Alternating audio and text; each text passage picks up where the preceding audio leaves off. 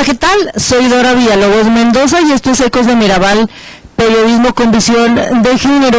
Hoy vamos a hacer un programa especial. Ya hace un buen rato que no hablamos del tema laboral desde la Secretaría del Trabajo y Previsión Social de aquí del gobierno del estado de Chihuahua. ¿Y por qué es un programa especial y por qué me interesa mucho esta temática? Bueno, por varias razones. Primero, la Secretaría del Trabajo afortunadamente está participando en una campaña que recientemente inició el Instituto Chihuahuense de la Mujer. Esta campaña es para prevenir y atender la violencia laboral, el hostigamiento sexual en el ambiente laboral y todo tipo de violencia laboral. La Secretaría del Trabajo está participando, también el sector empresarial, entonces bueno, me interesa mucho este tema desde la Secretaría del Trabajo, cómo se ve, cómo se detecta y cómo se atiende y cómo se previene también, esa parte. Luego también la Secretaría del Trabajo ha instrumentado una política laboral en Chihuahua estos 6 años. Si usted quiere, polémica en muchos rubros, pero al fin interesante, y bueno, me parece que es importante hacer ya una especie de resumen de qué ha pasado en el ambiente laboral en los últimos 6 años. Y luego también, que me parece muy importante, la Secretaría del Trabajo, igual que todas las secretarías de gobierno, tiene una unidad de género, es decir, un enlace, una persona, o una área, pues, pueden ser varias personas, pero una unidad, un área específica, muy específica, dedicada a visibilizar el trabajo de la Secretaría al interior de la Secretaría y luego también como un enlace al exterior de la Secretaría para visibilizar la política de género. ¿Qué es la política de género? Una política gubernamental, política pública, en este caso de la Secretaría del Trabajo, que le abone al desarrollo de las mujeres. Y es que la Secretaría del Trabajo en esta área tiene mucho que hacer al interior del gobierno. Imagínense, pues, todas las empleadas y los empleados de gobierno, que es muchísima gente, promover que hay un ambiente laboral con visión de género, pero además la Secretaría del Trabajo tiene esta encomienda de encabezar la gestoría, toda la rectoría de Estado, para que en Chihuahua toda la iniciativa privada, todo el sector empresarial, toda la parte obrero patronal tenga una política también laboral que le abone al desarrollo de igualdad laboral entre hombres y mujeres. Entonces hay mucho material, me parece que podemos platicar. Y bueno, yo les agradezco mucho que para tener este programa especial sobre la Secretaría del Trabajo, lo que está haciendo la Secretaría del Trabajo en esto y en muchos ámbitos. Y yo les agradezco mucho que me acompañen aquí a un funcionario y una funcionaria justamente de la Secretaría del Trabajo. Yo les recibo con mucho gusto. Mónica Quintana, la licenciada Mónica Quintana, que justamente, Mónica, tú eres la encargada de esta unidad de género en la Secretaría del Trabajo, y el licenciado José Armando Rocha, que es el director general en la Secretaría del Trabajo, y esto le da un conocimiento general de todo lo que hace la Secretaría. Bienvenida, bienvenido. Y si quieren, empezamos por donde ustedes quieran. Si quieres, empezamos contigo, ahora sí que de lo específico a lo general. Si quieres, empezamos contigo. Tenemos por ahí fotos que Andrea ya nos hizo favor de ponerlas allí y la vamos a ir a estar viendo mientras tenemos esta plática. Son fotos del trabajo que ha hecho la Secretaría en estos años, mucho trabajo en esta parte de la política laboral con visión de género, pero en general también de toda la política laboral de la Secretaría, que podemos ir viendo mientras platicamos. Si quieres empezamos contigo, Mónica. ¿Cómo no nos dices qué es este asunto, con qué se come de la unidad de género? ¿Por qué se crea? ¿Cómo es que tú llegas ahí? Casi supongo que es la misma historia de todas las chicas que están en las unidades de género, que luego son enlaces con el instituto, que a veces llegan y no le saben, pero bueno, le aprenden.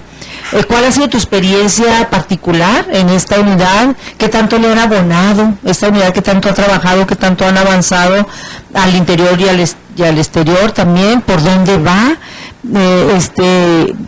Luego, ¿cuáles son los retos? ¿Hasta dónde se ha avanzado y qué retos para la próxima administración?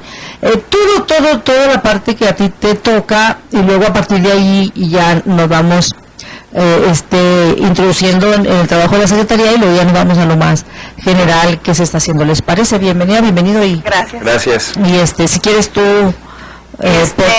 como lo quieras presentar, y te vamos siguiendo. Okay. La unidad de la Secretaría de Trabajo pues nace a través del Instituto Chihuahuense de la Mujer. Para la unidad no requerimos ni protocolos ni políticas, nada más con capacitación del Instituto Chihuahuense de la Mujer. Y estamos trabajando en conjunto, todo el Poder Ejecutivo y todas las unidades de género. Trabajamos en conjunto en lo que es la prevención de la violencia hacia la mujer. La Secretaría, ¿qué hizo con esto? Se hicieron programas para la prevención de la violencia. Nosotros hicimos a lo largo del 2013 programas en todo el estado, con Delicias, Camargo, Nuevo Casadrán, de Ciudad Juárez, Parral. Un programa con una empresaria, una escultora y una abogada. ¿Por qué dirás tú una empresaria, una escultora? Bueno, ellas son un caso de éxito. De hecho, pues la empresaria es una persona que no tiene estudios y salió adelante, entonces es un ejemplo para las mujeres para seguir adelante. Igual la escultora, ella estudió lo que es la escultura y las artes, en los tiempos de que la mujer era muy discriminada, que no podía estudiar. Y lo que es la abogada igual, ella litiga en el ámbito familiar. Y te digo, la presentación de ellas hacia afuera, hacia el exterior con las demás mujeres, porque nosotros hemos trabajado mucho hacia el exterior, también al interior. En el exterior, haz de cuenta que todas las mujeres se han identificado. Hay personas que, por ejemplo, yo quería poner mi propio negocio y no lo he desarrollado, y ellas como que fueron una motivación. O yo me divorcié y me pasó esta experiencia. ¿Te refieres a que a esas mujeres disertaron, sí. Fueron ustedes organizaron conferencias y las llevaron a ellas para que ellas dieran sus testimonios? Exacto. Y pudieran motivar? ¿A eso te refieres? Sí, esos casos de éxito. ¿Y a quién convocaron? ¿Quiénes fueron a esas conferencias? Se convocaron a todas las madres, madres trabajadoras, a jefas de familia, lo que fueron también convocando del sector empresarial en general, digamos. Del sector empresarial en general. No, así como que de maquiladoras o del comercio, de donde quisieron ir, pues. No, de donde se hizo la convocatoria a través de las cámaras y a través de las maquiladoras. Ya. Ok, y con eso iniciaron, de alguna manera es una de las actividades que ha hecho la Secretaría como para motivar, entiendo yo, la participación de las mujeres en distintas actividades, algo así. Sí. ¿Y cómo les fue o qué? Pues hay muchos, haz de cuenta, nos fue muy bien en todo el estado. Y aparte de que se identificaron, pues ellas pidieron asesorías y otras acudieron al Instituto Chihuahuense de la Mujer, que es el enlace número 1 y que es el CABIN, el Centro de Atención a Víctimas con Violencia. Y a través de ese tipo de programas pues se canalizan a las mujeres, porque nosotros, como tú lo especificaste al inicio del programa, solo tratamos casos de lo que es en el ámbito laboral. Sí, claro. En el caso de esta campaña que acaba de arrancar con el Instituto Chihuahuense de la Mujer, que se está sumando la Secretaría del Trabajo y que tiene como objetivo específico el poder detectar, sensibilizar a la parte patronal, sobre todo a la parte obrera también, por supuesto, a todo el mundo, a la parte de la autoridad, en este caso la Secretaría del Trabajo, la Fiscalía, etcétera, para detectar los casos de violencia laboral, es decir, que las mujeres que trabajan, las trabajadoras, aprendan a detectar cuando las violentan y se animen a denunciar, ¿no? Porque sabemos, decían ahí en la rueda de prensa y en la presentación, pues que sí hay muchos casos, pero a veces se normaliza tanto que no se dan cuenta. Antes de esta campaña, bueno, ahorita me dices que esperan con esta campaña, cómo participan ustedes, pero antes de esta campaña, en estos años, ¿qué tanto la Secretaría ha detectado estos casos? ¿Qué tan interesada ha estado en detectar estos casos? ¿Y cómo atiende estos casos o canaliza estos casos de violencia laboral? Mira, la Secretaría a través de la unidad hemos detectado, nada más se detectó un caso por embarazo, fue el año pasado, y eso porque la misma trabajadora, o sea, lo da a conocer, te digo, porque realmente no se dan a conocer, o sea, llegan, demandan y ahí termina la rescisión de contrato. Ah, bueno, pues fíjate qué importante es esta campaña, porque de que hay casos, y lo sabemos, pues, y entonces si no llegan a la Secretaría, lo que se necesitan son estos mecanismos para que la Secretaría pueda intervenir, y entonces justamente por eso se hace esta campaña, para que las mujeres primero identifiquen, luego se animen a denunciar, a pedir ayuda, y luego sepan a dónde acudir. Es importante, ¿no? Sí, claro. Bueno, pues antes que nada, muchas gracias por la invitación. Y bien, como comenta aquí Mónica, por poner cifras que nos puedan dar un panorama general, una idea general del tema sobre todo los juicios laborales. Existen 27,000 expedientes activos en el estado de Chihuahua, en las 6 juntas locales de conciliación y arbitraje, y arriba del 90-95% son por despidos injustificados, sin especificar de alguna manera alguna causal de rescisión. Entonces, bueno, pues sabemos y entendemos que de alguna manera la problemática existe y se da, sin embargo, no está plasmada en los procedimientos que la propia Ley Federal del Trabajo establece. Por lo cual, definitivamente entendemos que, como bien comentas, pues se tiene que hacer una conciencia o concientizar a las partes, tanto a la parte de la patronal, la parte obrera, de que existe el problema, de cómo identificar ese tipo de problemas y también cuáles serían los causas legales a seguir en caso de que se diera ese tipo de problemática, como el acoso sexual, como el acoso laboral, la discriminación, en esos sentidos y en esos términos, hablar de ello, hablar del fenómeno, darlo a conocer, dar a conocer las consecuencias legales y jurídicas, e pedir la invitación precisamente a que acudan a las áreas correspondientes a denunciar el hecho, ¿no? De estas 27,000 demandas de conciliación, de conflicto laboral, pues, anuales. Están en el historial de las juntas, es decir, son las que están activas. Las que están activas generalmente. Generalmente. Sí, de hecho, bueno, hay que señalar también, y es importante hacer esa aclaración, en la presente administración, que estamos ya próximos a cerrar, iniciamos con 35,000 expedientes activos, y lo logramos reducir a 27,000 precisamente, mediante algunas estrategias que ahorita si gusta lo vamos a nos dices, ¿no? Claro que sí. Cuando dices activas, ¿quieres decir que generalmente o de manera permanente ahí andan? Así o sea, se están, ahí tenemos fotos de estos, que ahorita Mónica nos explicará ratitito de qué se trata. Expedientes activos, es decir, que están en el proceso de conciliación y de arbitraje,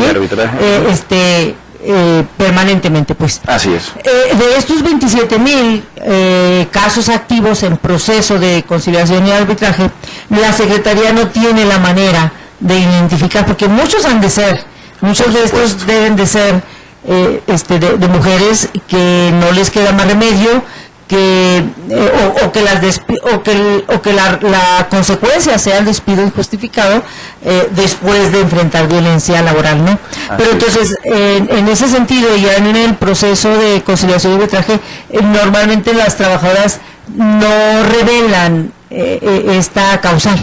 Así es, no la tienen ustedes como identificada, no la tenemos como puerta, de manera específica. Así es, dentro del escrito inicial de demanda, muchas de las veces no se plasma lo que realmente sucede en la fuente de empleo, y muchas de las veces es inclusive hasta por la propia estrategia del apoderado legal de la parte actora, sí. Y que muchas de la mayoría de las situaciones prefieren mejor irse, porque de alguna manera si interpusieran la acción de la rescisión de la relación laboral sin responsabilidad para la trabajadora, en este caso, pues la carga de la prueba sería para la parte actora. Entonces, para evitar esa carga probatoria, lo que toman como estrategia, la mayoría, arriba del 90%, es mejor demandar el despido injustificado y adentrarse precisamente en el procedimiento laboral bajo esa acción que sería la acción de la indemnización por despido injustificado, ¿no? Entonces, se nos dificulta por parte de la autoridad laboral identificar de manera clara y precisa cuáles en ese tipo de casos, es decir, de los 27,000 expedientes activos, pues cuáles son motivados y originados a causa de la violencia, en este caso, en contra de la mujer, ¿verdad? Sí, a lo mejor más adelante, no sé, sí. Ahí vienen justamente las adecuaciones que se tendrán que hacer a estas estructuras que tienen las distintas secretarías, en este caso la Secretaría del Trabajo, justamente para ir detectando y haciendo pues un mejor trabajo, valga la redundancia, en beneficio de las mujeres. Yo no sé más adelante qué tanto se vaya a poder y si es conveniente o no, estoy diciendo así como al tanteo, no claro. Tengo ni idea de que la Secretaría pueda tener este filtro para a la hora de las demandas por despido injustificado, que es la mayoría de las demandas que se reciben, un filtro para ir detectando entre otros causales que es tan grave, ¿no? Sí, habría que ver si se puede. Sobre todo porque recordemos que de alguna manera los procesos laborales están sustentados en una ley federal, que es la Ley Federal del Trabajo. El procedimiento está ya registrado precisamente en un cuerpo normativo de índole federal, y que es complicado hacer adecuaciones locales. Sí, a lo mejor tendría que ser una política pública estatal, sin reformarla, sin agraviar la Ley Federal del Trabajo, pero que sea un mecanismo sin que se reforme la ley, porque no tiene la posibilidad del Estado, y sin contravenir a la Ley Federal, pero un mecanismo para identificar esta posible causal, porque tiene cautivas allá las mujeres que tienen conflictos laborales, ¿no? Y entonces puede haber un mecanismo que no tengo ni idea cuál ni cómo, pero me parece que lo podría hacer, pues se me ocurre, no sé. De hecho, el Instituto Chihuahuense de la Mujer ya está trabajando sobre ello en la política pública. Nosotros, los enlaces de género y las unidades de género, tenemos reuniones constantes y vienen personas de gobierno federal y nos reunimos porque están tratando la modificación a la Ley Federal del Trabajo y hacia una nueva política pública estatal. Con esa idea, sí, seguramente sí. Claro. Todo esto tendrá que llevarnos a ese lado. Ahora, tú me decías, Mónica, me presumías hace unos días cuando arrancó esta campaña que han hecho mucho trabajo. Dices, es que estamos haciendo mucho trabajo, ¿no? Ahí trajiste muchas fotos y bueno, ¿qué están haciendo? Mira, estamos haciendo lo que son la exponegocios de mujeres para las micros y medianas empresas de las empresarias.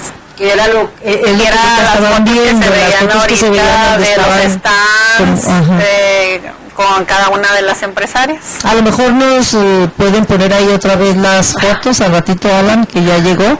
Ahorita les damos exponegocios para que las mujeres ahí andan conferencias, talleres. Estamos en conjunto con Canacintra, con Mujeres Canacintra.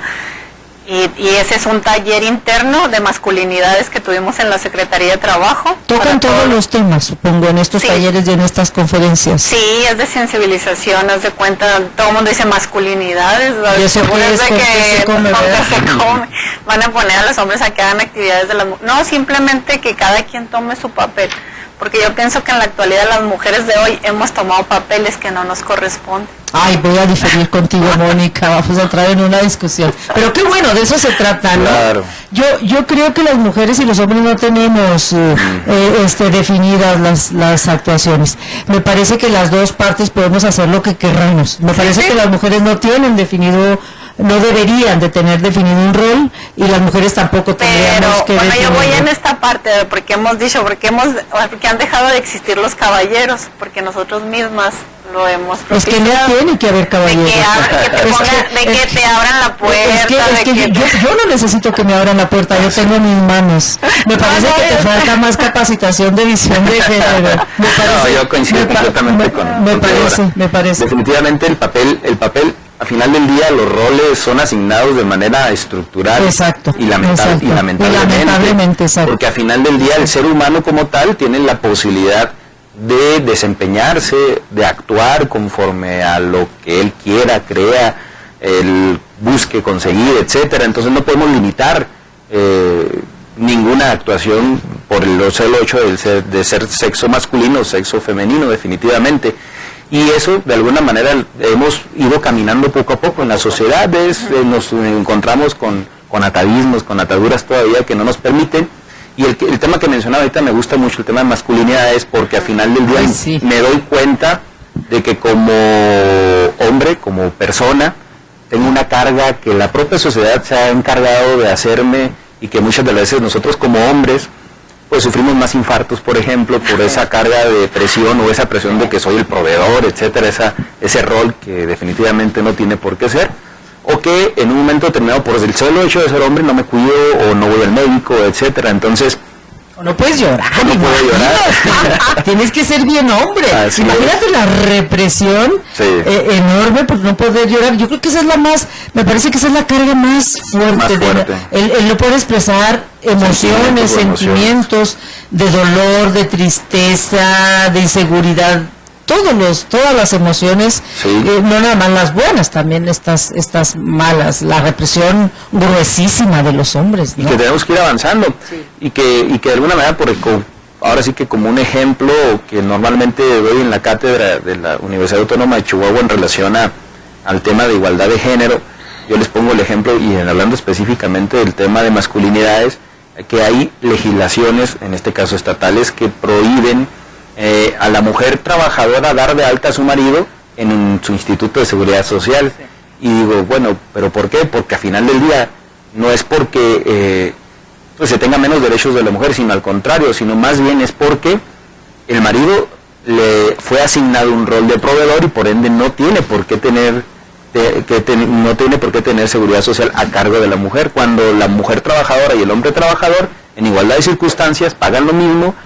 El hombre sí puede dar de alta a su mujer, y la mujer trabajadora no puede dar de alta a su marido, ¿no? Entonces son las incongruencias que de alguna manera vemos en las estructuras tanto de ordenamientos legales como estructuras sociales, que tenemos que ir rompiendo poco a poco, ¿no? Entonces, sí, eso que tú dices es una evidencia de millones de evidencias de cómo justamente los roles de género nos han hecho tanto daño. Los roles de género es la evidencia de cómo esta estructura nos diferencia a los hombres y a las mujeres con una consecuencia tan grave como esta de que si no las llegamos a creer, porque eso es lo más grave, de que las mujeres no podemos o no debemos hacer tales cosas, ¿no? Y que los hombres deben de hacer tales cosas, y entonces socialmente les asignamos ese rol,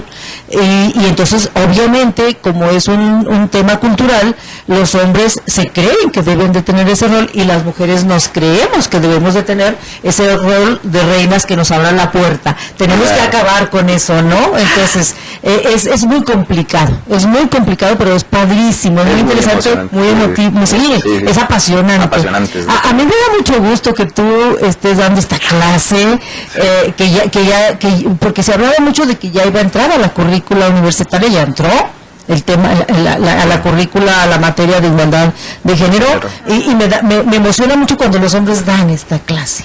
Y sí, el tema de masculinidades es un tema que cada vez avanza. A mí me encanta cuando vienen hombres que le entienden, que les gusta, que les apasiona y que se involucran, ¿no? Sí, claro. Es apenas empezando el caminito,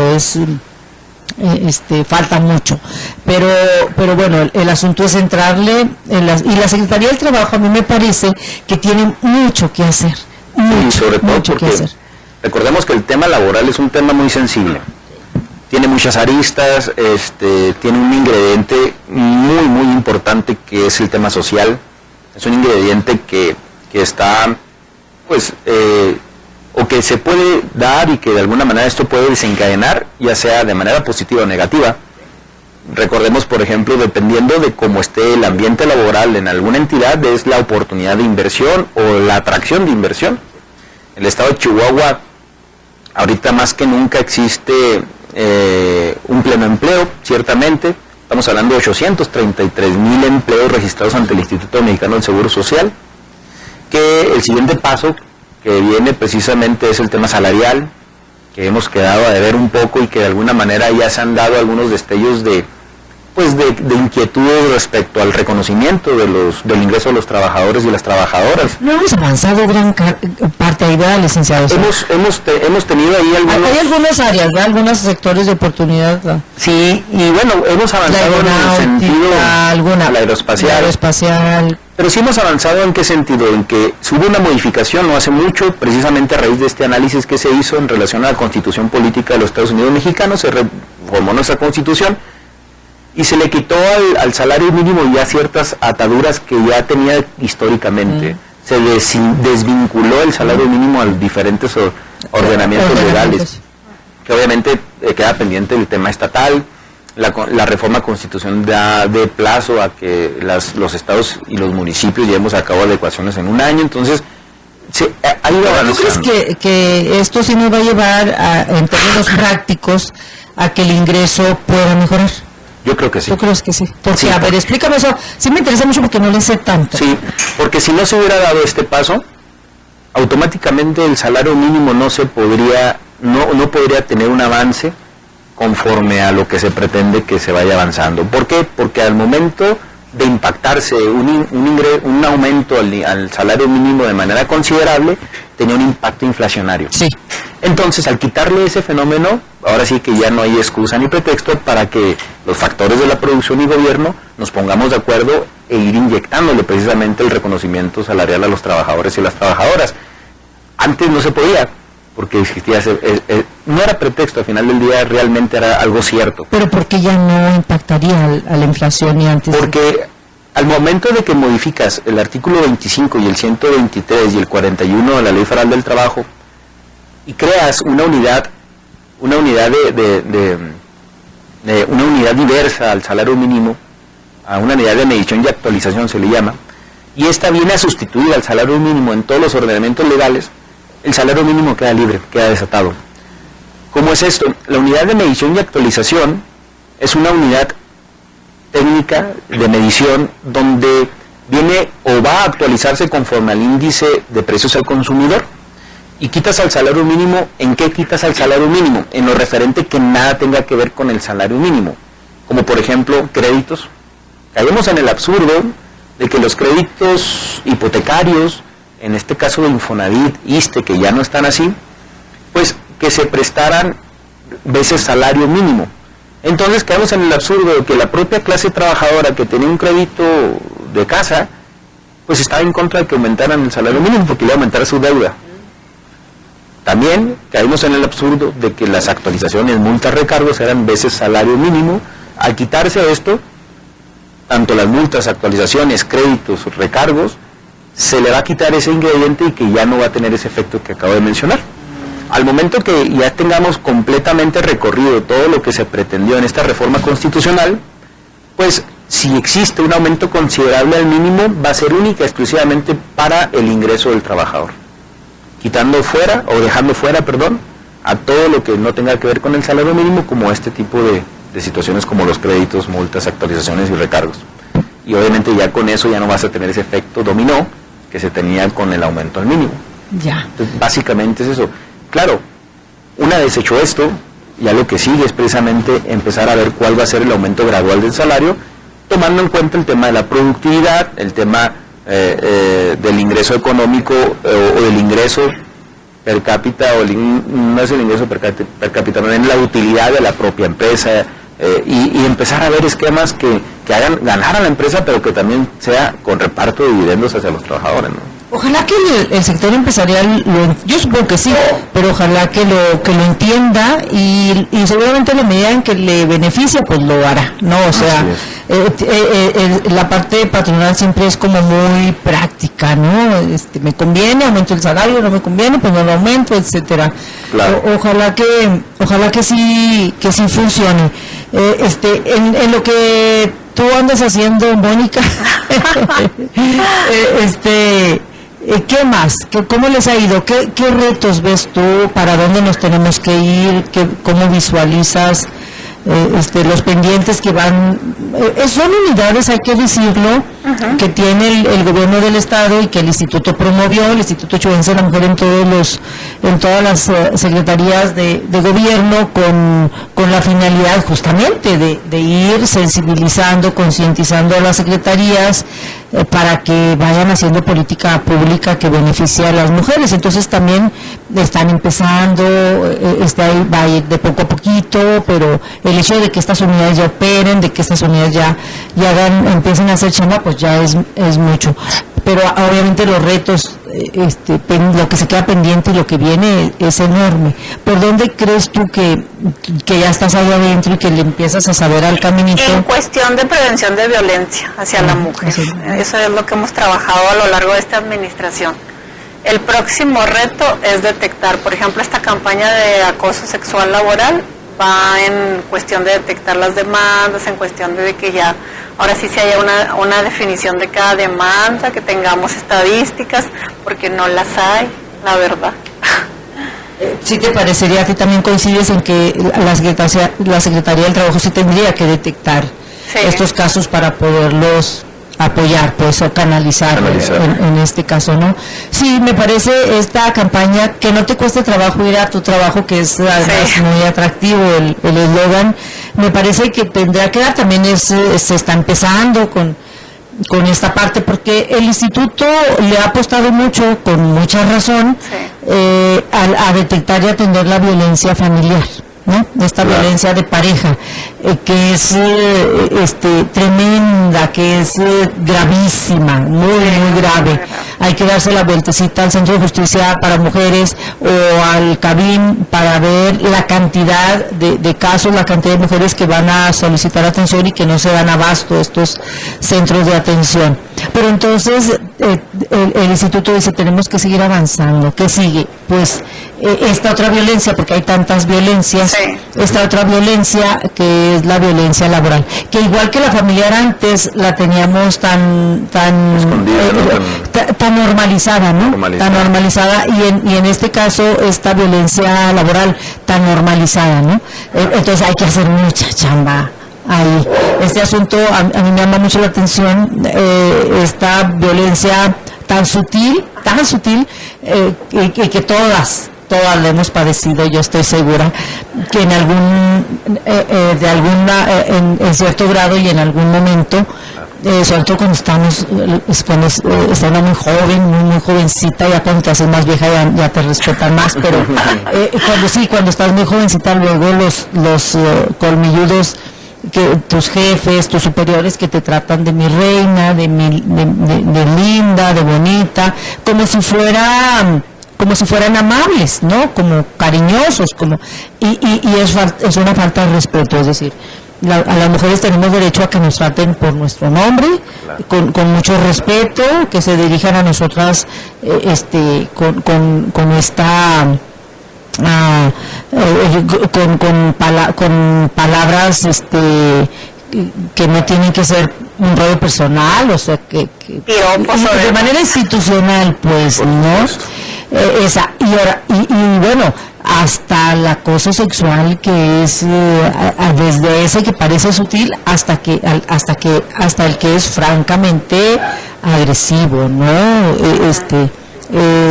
hombres, jefes, patrones, superiores, que no se tientan el corazón para llegar a la agresión hasta física, ¿no? Con las mujeres. Sí, definitivamente es una tarea muy interesante, sí, pero que creo que con los pasos que viene dando el Instituto de Violencia de la Mujer, en coordinación con todas las dependencias del gobierno, creo que va por buen camino. Definitivamente se tiene que empezar pues con un diagnóstico, ¿no? Sí. Para enfrentar el fenómeno, el problema, tenemos que saber con qué estamos tratando. Ese diagnóstico, después viene una concientización, una capacitación a los servidores públicos. La semana que entra vamos a tener una capacitación precisamente 23 y 24 de agosto, ahí mismo en la Secretaría del Trabajo, donde viene una persona de la Ciudad de México, tengo entendido. El licenciado Elizardo.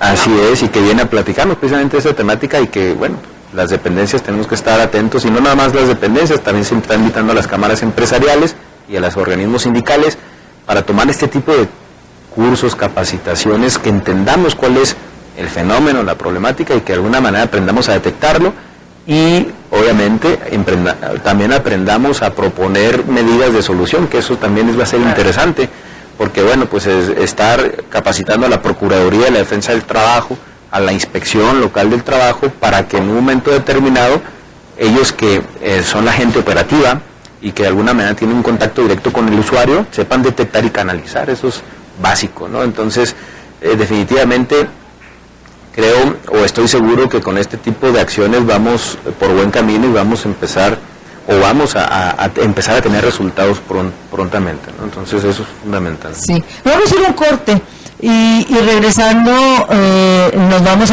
ya a la parte más general, para que tú nos puedas decir en qué áreas la Secretaría ha avanzado más, cómo encuentra la Secretaría el ambiente laboral, las condiciones laborales que ha hecho y que deja, que avances, y luego qué retos también está dejando a la siguiente administración. ¿Les parece? Nos vamos a un corte y regresamos rapidito.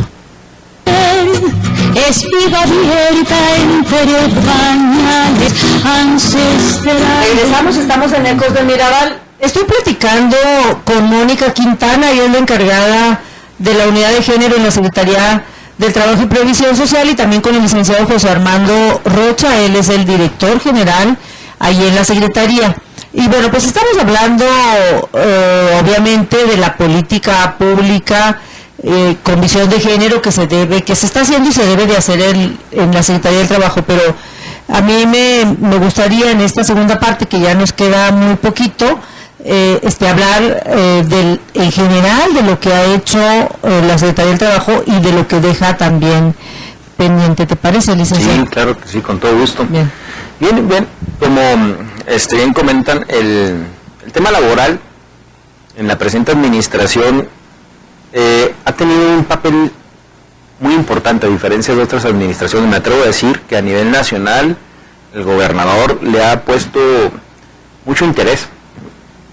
Y ustedes pueden analizar y ver inclusive algunas otras entidades federativas, y verán que bueno, pues el tema de la justicia laboral y el tema de la política laboral está en cuarto o quinto lugar de importancia. Sin embargo, aquí en el estado de Chihuahua, algo que de alguna manera sí estoy seguro es que el gobernador le ha puesto mucho interés, y muestra de ello lo que se ha dado en el transcurso de los 6 años. Hemos tenido 2 congresos mundiales que han proyectado a Chihuahua a nivel mundial, a nivel internacional, no nada más a nivel nacional, y de ahí se han derivado esos 2 congresos mundiales, se han derivado ciertas acciones que se han visto ya reflejados, sobre todo en el ámbito de la impartición de justicia laboral.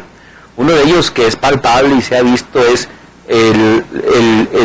ahora sí de que la importancia que se le ha dado, la preponderancia de la oralidad en materia laboral. Hemos transitado de aquellos tribunales informales donde las partes estaban, pues no saben ni dónde empezaba una junta y ni dónde terminaba otra, y no sabías en qué audiencia estaba cada quien, una informalidad. Hemos transitado de eso a un palacio de justicia laboral donde albergaba antes el Tribunal Superior de Justicia, y que la verdad es que es un lugar muy digno, y que de alguna manera el gobernador nos deja a todos los que nos dedicamos al tema laboral un recinto, un lugar digno, donde tanto el impartidor de justicia como las partes, tanto la parte actora, la parte demandada y sus propios representantes legales, los litigantes, tienen un espacio pues decoroso, un espacio donde pueden litigar, trabajar de manera digna, ¿no? Entonces, creo yo que en ese tema, en el tema de la impartición de justicia, las cifras no mienten. Como lo comentaba al principio, iniciamos en esta administración con 35,000 expedientes activos, estamos cerrando con 27,000 juicios, es decir, una reducción de 8,000 expedientes que se redujeron precisamente en la presente administración. ¿Cómo es que llevamos esa reducción? Pues a través de políticas del diálogo. La conciliación fue un punto clave dentro de esta administración. Hemos logrado arriba de 150,000 convenios. ¿Qué implica la elaboración de un convenio o conseguir un convenio? Pues implica que las partes se pongan de acuerdo, es un acuerdo de voluntades, y que de alguna manera terminen o eviten un juicio laboral mediante el ganar-ganar. Al final del día, un convenio a través de un acuerdo de voluntades, ninguna de las dos partes pierden, buscan precisamente ese punto medio, y esto lleva a cabo precisamente un ambiente idóneo, un ambiente armónico, donde permiten que las concertaciones, que el diálogo, que la conciliación se privilegie en lugar del litigio y el pleito. Obviamente a través de la oralidad, a través de la videograbación de las audiencias, a través de la implementación de algunas reformas que se dieron en el ámbito local y que impactaron también en la forma de litigio, como la reforma penal, el Código Penal, donde se endureció, o más que endurecer, se adecuó, se llevó a cabo la adecuación del marco normativo en el castigo de la mentira, en este caso del fraude procesal, de la declaración de falsedad, o lo que viene siendo la falsedad de declaración ante autoridad establecida. Vino a dar una especie de un ambiente adecuado de litigio, donde de alguna manera se privilegia la verdad en lugar de la mentira, donde las reclamaciones sean apegadas a lo que en verdad corresponde conforme a derecho, y buscar erradicar o disminuir esta práctica que se viene dando en los litigios, sobre todo en el ámbito laboral, que era pues mentir, y sobre esas mentiras tener que resolver. Entonces, eso también fue de Chihuahua, y que Chihuahua, en esta reforma que acabo de mencionar en el Código Penal, fue ejemplo, y también a su vez fue replicado en los estados de México, en el Distrito Federal, es decir, otros estados, en el estado de Jalisco, trasladaron esta reforma y llevaron a cabo también las adecuaciones conforme al modelo Chihuahua. Entonces, creo yo que este tipo de esfuerzos, este tipo de iniciativas, tanto la oralidad, la reforma penal, la digitalización de los expedientes para dar mejor certidumbre y certeza jurídica, los convenios a través de la conciliación en las áreas de la Procuraduría y la Inspectoría del Trabajo, son cosas que hemos logrado y que se han dado precisamente con el esfuerzo de un sector obrero y de un sector empresarial comprometidos con Chihuahua. Al final del día eso es fundamental, es decir, no nada más es el sector gobierno, nosotros ponemos nuestro granito de arena definitivamente con una buena voluntad y sobre todo combatiendo la corrupción, pero definitivamente las partes al ponerse de acuerdo, al ponerse ahora sí que en coordinación, podemos hacer muchas cosas, ¿no? Dos preguntas. Una, estos juicios orales, la oralidad, ¿sí beneficia así de manera muy específica, de manera muy práctica, pues, y de fondo, no nada más de forma, los procesos de conciliación y de arbitraje? Por un lado acelera y por el otro lado resuelve, ¿sí ayuda? ¿Tú sientes que sí? Ayuda mucho en el tema de la conciliación, como tú comentas, es decir, aumentamos en un 80% la conciliación mediante salas dignas donde se dio la preponderancia a la oralidad. Cuando están las partes, cuando de alguna manera el tribunal está integrado, es decir, quien resuelve, un principio de la oralidad. Están las partes, no nada más los abogados, eso contribuye Sí, por supuesto, definitivamente también con los abogados hemos tenido muy buen entendimiento. Pero es condición que estén las partes, ¿o no? No, dependiendo de la etapa. Habrá que ver qué etapa estamos hablando y habrá que ver si las partes deben de estar o no. Si están desahogando alguna prueba que tenga que ver, por ejemplo, con una testimonial, con una confesional, bueno, pues ahí sí tendrían que estar las partes. En la etapa conciliatoria, por ejemplo. Sin embargo, el propio esquema donde se está videograbando, donde está el tribunal integrado, que eso es algo fundamental, principio de la oralidad, que no nomás es materia laboral, sino per se, es decir, en cualquier tipo de materia, cuando se aplica la oralidad, es el básico y el fundamental es la inmediatez, sí, que implica el hecho de que quien va a juzgar se encuentre presente desahogando todas las etapas del proceso. Entonces, esto ayuda mucho porque al final del día, tanto los abogados o las partes, cuando estén desahogando algún punto del procedimiento, el hecho de que estén integrado el tribunal y que esté pendiente y ahora sí que enterado de cómo se va desahogando ese proceso, facilita que las partes se lleguen a un acuerdo. Entonces eso nos ha aumentado considerablemente la conciliación. Que eso abona mucho precisamente. Reporté mucho yo la parte laboral, voy a tenerme que dar otra vueltecita porque me quedé en el esquema viejo, ¿no? Claro. de la conciliación y el arbitraje. Eso por un lado. Por el otro, uno quizá porque es más noticioso y entonces se entera la sociedad, la gente más fácil, y de alguna manera se hizo polémico este trabajo que hizo estas decisiones que tomó la Secretaría de ir tras abogados, pues no sé si se le puede llamar corruptos o que hacían fraudes, etcétera. Pero yo, a lo mejor estoy equivocada, es pregunta. Sí. Yo identifiqué más a estos abogados de la parte laboral, es decir, a estos que llevan montones de demandas de distinto índole, representación de la parte laboral y que ya tienen como toda una estructura mafiada. Pero no hicieron lo mismo por la parte patronal, porque también debería haber, supongo, ¿no? ¿Nomás lo hicieron en la parte laboral o también en la parte patronal? Bueno, la reforma en sí es en general, es quien lleva a cabo ya sea falsedad o fraude. ¿Qué es lo que implicó la reforma para poder entender un poquito lo que de alguna manera se auspició desde la propia Secretaría en el ámbito penal y que tiene aplicabilidad a todos los procesos, no nada más al tema laboral? ¿Qué es lo que cambió? Antes de la reforma al Código Penal en materia de fraude procesal y falsedad de declaración, el ordenamiento jurídico no permitía que la parte afectada pudiese iniciar un procedimiento penal o ejercitar la acción penal hasta que culminara el procedimiento principal donde se realizó la conducta atípica, la conducta típica penal, punible, y que esto obviamente tendría que demostrar una afectación y luego ya poder iniciar el procedimiento penal. Lo que se cambió y se modificó es precisamente esa parte, donde se adecua la parte normativa y se dice que no es necesario esperar la afectación ni tampoco la culminación del procedimiento principal, ya que el delito se configura, desde el momento en que una de las partes, y digo, por eso repito que es a las dos partes, tanto a la parte actora como a la parte demandada,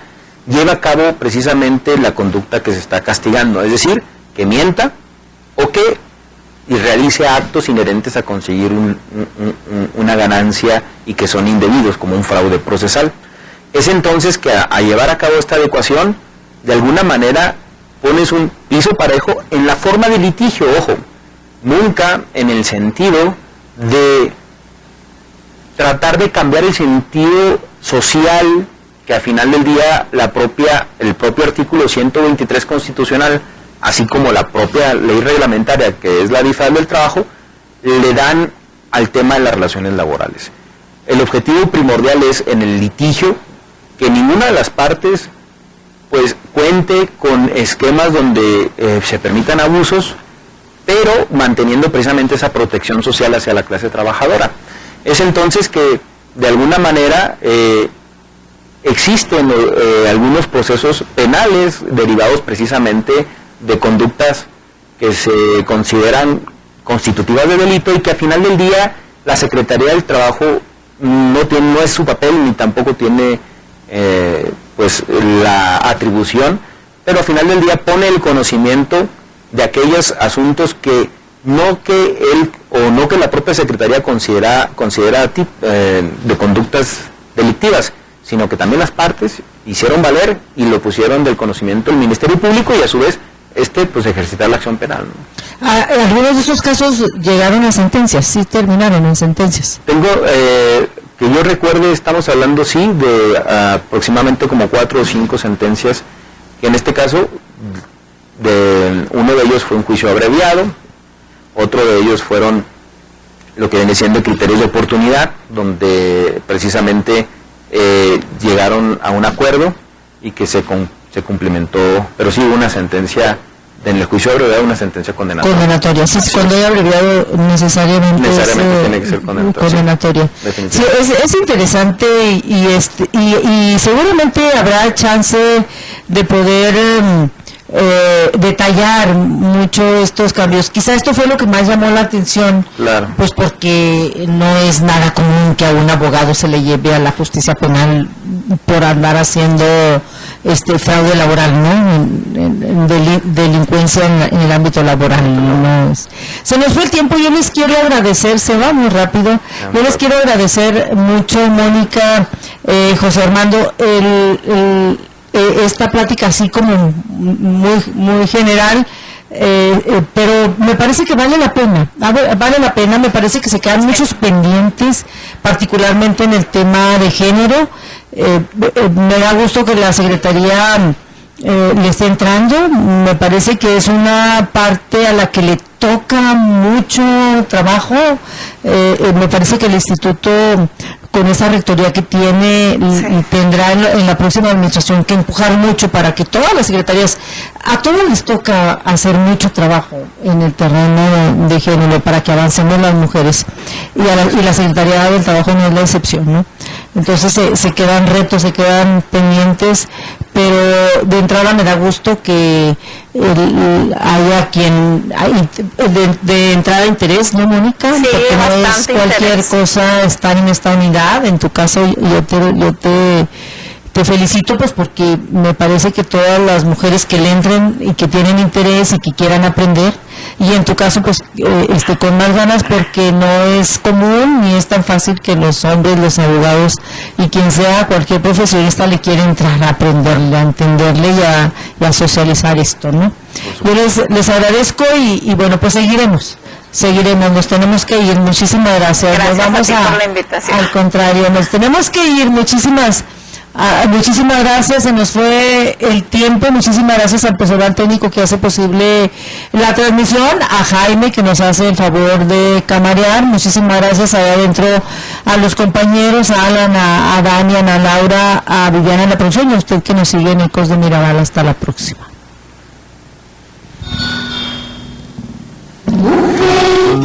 Si te han crecido las ideas